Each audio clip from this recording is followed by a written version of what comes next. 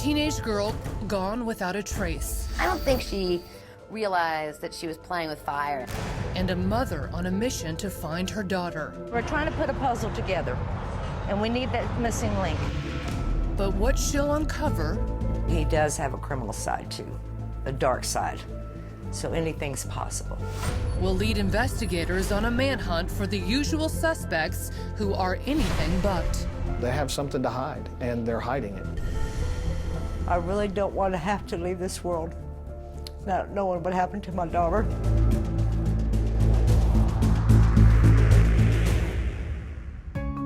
It's summertime in Austin, Texas. Mama, come in here. Go ahead, Roxanne. Come down here with me. And the Paltauf sisters, Roxanne, Rosalind, Ronica, Ruby, and their mother Elizabeth, can be found keeping cool at nearby Lake Travis. I will. Get together. Roxanne, come on. Roxanne, jump way out. See rocks right there. You'll hit them. But when the July 4th weekend rolls around, the weather goes from hot to a sweltering heat wave. You got to understand, it was the craziest summer ever. It was one of the hottest summer Austin, Texas ever had. It was hitting over 100 every day. It was hot, it was miserable, and people act crazy in the summertime with heat.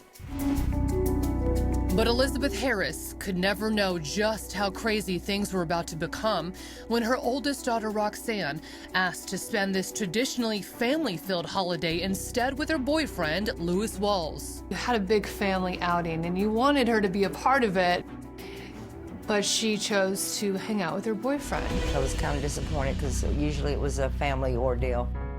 But it's Roxanne and Lewis's 2-year anniversary, so her mother reluctantly agrees. She said, I'll be home in a couple of days, and I said, that's fine. She always called me every day. We always kept in touch, and, you know, I knew she would be all right. And when Roxanne returns from her romantic getaway, Elizabeth plans to take her eldest and the rest of her kids on a shopping spree. We were supposed to go shopping at the outlet mall. This is a Saturday. My mom spoke to Roxanne that Friday before, letting her know what time to be home, what time we're leaving. Then, after Roxanne's phone call with her mom, several hours pass. According to her family, Roxanne should be home already, but instead she makes another phone call to her mom. Saying that I'm going to spend one more night with him and I'll be home in the morning. And I was kind of upset that she didn't just come home and we could have left early and gone shopping, but I said, okay, fine. Roxanne said, don't worry, I'll be there. Then Saturday morning arrives. Roxanne never showed. Roxanne's family assumes she got caught up with her anniversary celebration. Plus, Roxanne's an adult now, turning 18 6 months ago, so they give her some space and continue on with their Saturday plans. Went ahead and went shopping that day. It was in another town. And we came back that evening, probably around 4-ish. Then finally, a call from Roxanne's cell phone, but it's not her voice on the other line. It was Lewis on the line, and I was just kind of, yeah, you know, why are you using her phone? Why are you calling? He goes, have you seen Roxanne? And that was just peculiar. I said, what do you mean, have I seen her? She's with you. What's going on? Roxanne's sister Rosalind is standing in earshot of the conversation. What did he say? He said they got into an argument, that she stormed out, and he tried to go after her, but she was too mad. So mad, according to Lewis, that Roxanne left the hotel empty-handed.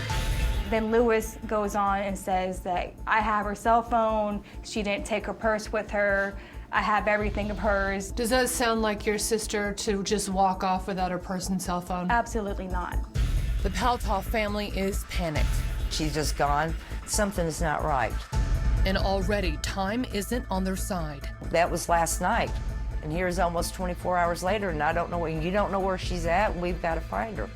And I immediately got in the car and went down to the area.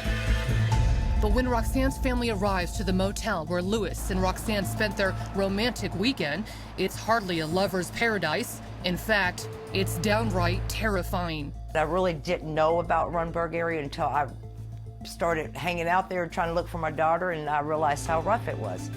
And it's not a place where you want your daughter.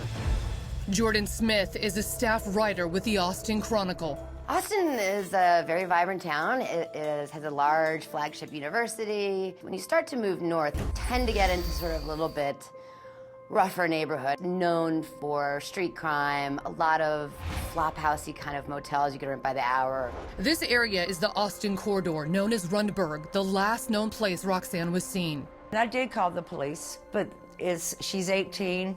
It was a day or two later before they responded, you know. I knew in my mind, I had to take action. This is my daughter. It's nobody else's responsibility. I got to do what I got to do. Meanwhile, Roxanne's frantic mother tells Lewis to call police too. He was there. He was the last one to see her, so he knows more of what happened.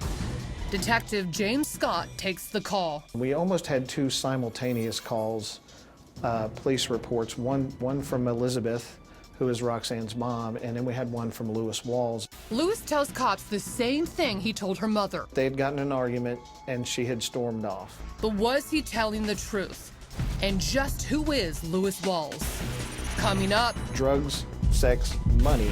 Roxanne's boyfriend isn't what he seems. He's just a low-life bum. But is he involved in his girlfriend's disappearance, or could it be someone else? He had had her pinned to the floor and was choking her. Lewis didn't let Roxanne's mom know for quite some time. He didn't report that night that she didn't come back. He didn't report the next morning that she didn't come back.